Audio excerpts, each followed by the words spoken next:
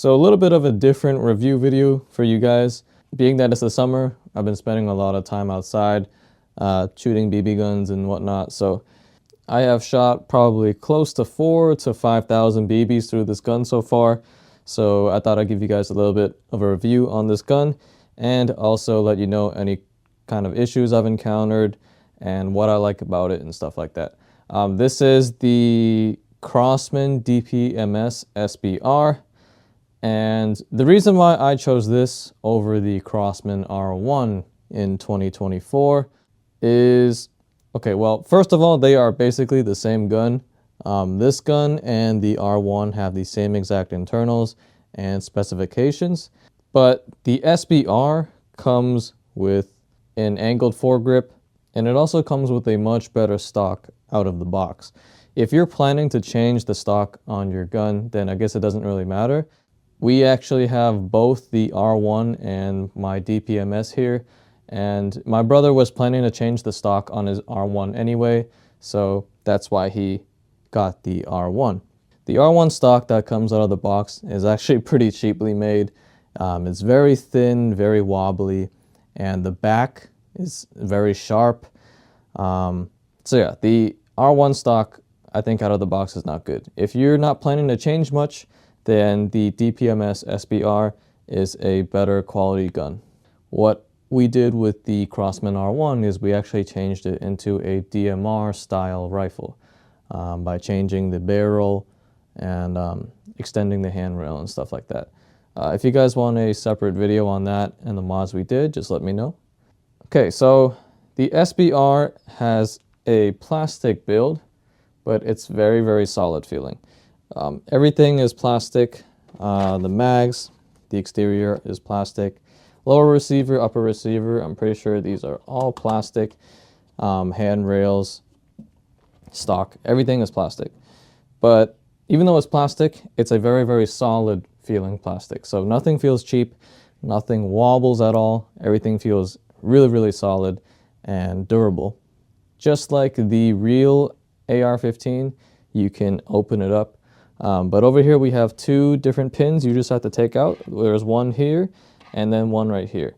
Usually when I'm doing maintenance and stuff, this is the only one that I take out. And you just kind of push it to the other side. Like so. Forgot you have to take out the mag. Like that. And there you have access to your gun. What I like though is that this pin you cannot remove, so you cannot lose it, so you don't have to worry about losing that. Now when you open it up to clean, maintain, apply lube and stuff, I use 100% silicone lubricant, and if you want a cheap alternative like me, you can use 100% treadmill lubricant. And I'm pretty sure it works exactly the same as if you were to buy products specifically made for lubricating your air guns. I know I'm not the only one that uses silicone lube, and it has worked perfectly fine. They say to lube around every 3,000 BBs or so. Overall, this is a very, very solid gun. Obviously, mine has some attachments and mods. So let's go over the mods. Starting from the front, this is a, what is this? This is a maple leaf mock suppressor. The thread on here is 14 millimeters and it is counterclockwise. So any kind of airsoft suppressor, if you want to put on here, it works perfectly fine. This is the same angled grip that came with the DPMS SBR out of the box. I have not changed it. I really like this, so I just left this on here. This is a Picatinny rail sling mount. So this just screws onto the rail where you can attach your sling. The back of the gun doesn't have one, so I just tied it around the stock. This is a Holy Warrior EOTech clone, and this is also an EOTech G43 3X magnifier clone. They both work really, really well together, and especially the Holy Warrior EOTech clone. This is definitely the best EOTech clone I've tried so far. I've owned a bunch of airsoft guns in the past, and I've used like really cheap EOTech clones, like $20 to $30, and those are really heavily tinted, so you can't really see much. In here, there is still a tint, and it's a red dot, of course, not holographic like the real one, but this one is the clearest I've had so far, and once I've had this zeroed, it has stayed on target, and I haven't had to readjust anything, so works really nice. But that's all the attachments I actually put on the gun. I also have, as you can see, some Camo self-adhesive wrap around the gun. This stuff I think is from Gear Aid, and it's been working really well. It provides extra grip, a lot of grip actually. And the reason why I also wrapped it around the handrail is because this plastic on the handrail is actually pretty sharp. So whenever I'm gripping the gun, it kind of digs into my palms here. So having this Camo wrap here makes it a lot softer and easier to hold. These two things here, this is just I think it's Cordura fabric, some 3M Cordura fabric. I got it from Ranger Wrap, just to make it look cooler and to cover up like the ugly warning things in the Crosman DPMS logo. I think under this there's usually like this big warning thing, like the warning not a toy, you know, and it wraps around to this side here. So really nice and clean. I like this a lot. You can see I also labeled my mags 1 and 2, so I know which one is which. I also have some friends with similar guns from Crosman, so I don't want to get my mags mixed up, so that's why I labeled each one. But yeah, that's all the mods I did to my gun. Everything else is stock. So going to how this is powered, everybody knows that this is powered by two 12-gram CO2 cartridges. Very important to insert this one first, where it says first, and that one second, because if you insert the CO2 into the second slot first, everything will just leak out. And what I really like about this setup is that the Allen key kind of just sits right there. So there's a little home for the Allen key, and it's very snug. You don't have to worry about losing it or carrying it separately like I do with my Glock 17. I think it's the Umarex Glock 17 Gen 4. That one also has an Allen key, but it doesn't have like a holster for it anywhere, so I have to carry that separate, and it's really inconvenient. I'd rather have something like this where you can clip it into the mag. I also really like the seals on these CO2 mags. I think around it is like a big rubber seal, and this seems to be working a lot better and keeping a better seal than a lot of other guns that I've tried. So compared to things like my Glock 17 or even my Lee Enfield rifle, usually when you insert CO2 in there, you kind of have to do it fast or it starts like leaking out a little bit. I've never had any issues with this one. It keeps a seal really, really well, and inserting and piercing the cartridges are really easy and they go in very smooth. I have never had any issues inserting CO2 into either one of my mags. So seals on these are really good. So how does this thing actually perform? Well, this thing is a ton of fun. I have used this all summer and it's been a blast to shoot this thing. The blowback is really great and it kind of gives you like a sense of recoil. Coming from someone who has used a lot of like AEGs in airsoft, having that gas system and having a little bit of blowback makes this a lot more enjoyable to shoot than your standard airsoft AEG. It also fires fairly accurate for a smooth bore BB gun. Obviously it's going to perform the best when you have a fresh CO2 mag in there, but over time it does tend to dip because there is no hop-up system like you have in airsoft guns. The power is very strong at first, but of course it will dramatically get weaker if you shoot full auto. It's just the nature of these CO2 powered BB guns. And the BBs also deviate heavily when shooting in full auto. Again, because they are BBs and it is powered by CO2. It's just the nature of these guns. But overall, I have no problems hitting my targets. Make sure you buy bulks of CO2 and BBs because you will go through a lot of them. Another thing I like is this working empty bolt release lever. On a lot of airsoft guns I've had, this doesn't do anything, but on here, if you have an empty mag,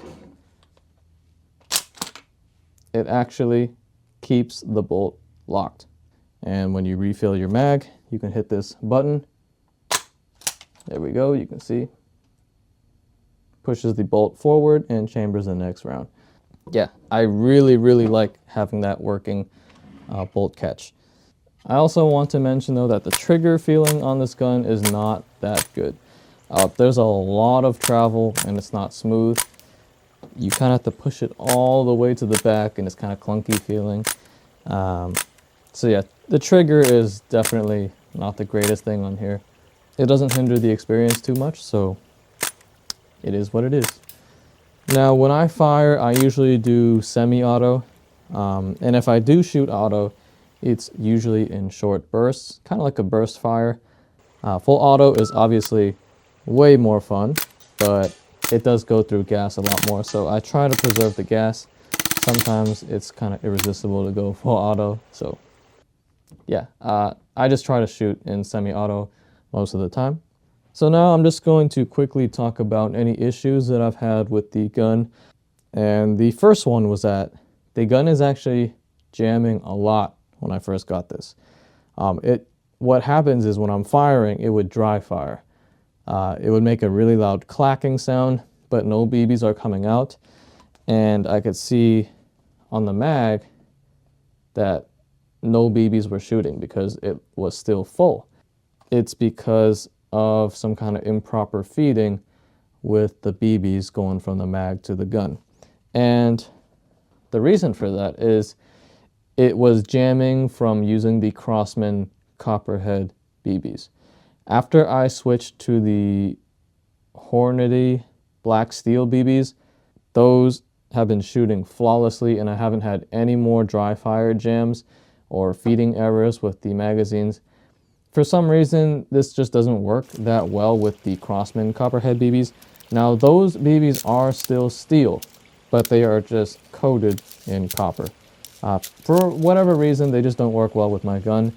I think it varies from gun to gun because my brother's R1 shoots perfectly fine with the Crosman Copperheads, and my friend also has the Crosman Bushmaster MPW, and he's had no feeding issues with the Copperheads. But for whatever reason, mine only works flawless with the Hornady Black Steel BBs.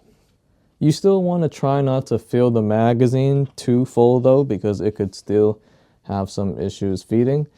And my second issue is that the bolt catch stopped working over time. Now it was working flawlessly when I first got the gun, but over time, after shooting many rounds, the bolt catch started to slip. So this thing would not stay locked back when the gun was empty. I took a lot of time trying to figure that out, but what happened was, so like when your mag is empty, when this spring is pushed all the way to the top, this lever sticks up.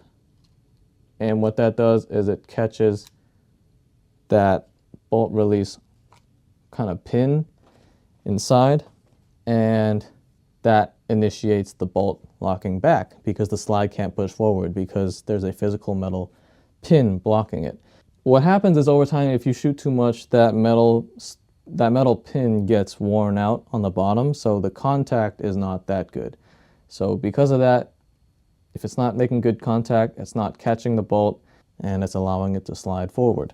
So what I did was I wrapped it in a bunch of duct tape to make a much thicker contact. So what I did was I wrapped that part in duct tape. If you open the gun, it's a lot easier to do that. So you open the gun and you wrap a few layers of duct tape around there, and that creates a much thicker area for the bolt to catch, and this seems to fix the problem. Now if you just wrap it in duct tape, the duct tape, the exterior is very grippy, so after a few mags, that empty pin on the magazine will start wearing through that duct tape. So you just have to put in another layer of duct tape. So that, you know, that's not as efficient because you have to keep replacing it. So what I did was I put a few layers of duct tape, and then I also wrapped it in shipping tape. Just to get, you know, because the shipping tape has a slicker surface, reduced friction. So that makes a lot less of a harsh friction contact with this metal pin. So now that I wrapped it in shipping tape, the duct tape is lasting a lot longer. And yeah, that fix has fixed the bolt catching problem on this gun. And now it's shooting flawlessly, and the bolt is staying locked back when the gun is empty. But basically the jamming and the bolt catch were the only two issues I really had with this gun. Everything else has been running flawlessly, and it's really fun to shoot, as I've repeatedly said now. So yeah, if you guys are interested in picking up the Crosman or one of the Crosman full auto CO2 guns, definitely check them out. I think if you're just leaving it stock or only doing minor modifications, the DPMS SBR is still the best one to get, because the R1, you might want to change more stuff with that, like especially the stock, because the stock on the R1 is so bad. But yeah, great guns by Crosman, and they are tons of fun. That's my review on the Crosman DPMS SBR. If you guys have any questions, let me know. And yeah, I'll see you guys in the next video.